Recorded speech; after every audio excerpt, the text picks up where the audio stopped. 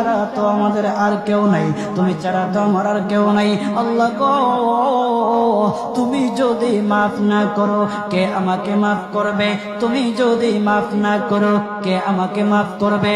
তুমি যদি আমাকে মাফ করো তাহলে তোমার কোনো দিকে কমবে না, তুমি যদি আমাকে মাফ না করো তোমার কোনো দিকে বাড়বে না।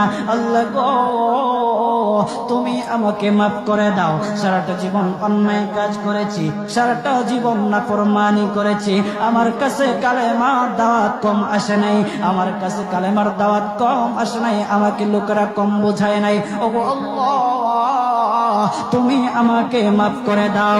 মাফ না করলে কোথায় যাব, কার কাছে যাব? বাবা যখন মারে তখন মার কাছে আশ্রয় নেওয়া যায়, মা যখন প্রহার করে তখন বাবার কাছে আশ্রয় নেওয়া যায়, বাবা মা যখন প্রহার করে তখন দুনিয়ার কারো না কারো কাছে আশ্রয় নেওয়া যায়। ওগো আল্লাহ, ওগো মালিক, তুমি যদি আমাকে মারো, তুমি যদি আমাকে আযাব দাও, ওগো আল্লাহ, কার কাছে যাব, কার কাছে গিয়া মাফ চাইবো? ওগো আল্লাহ, মেহেরবানি করে মাফ করে দাও।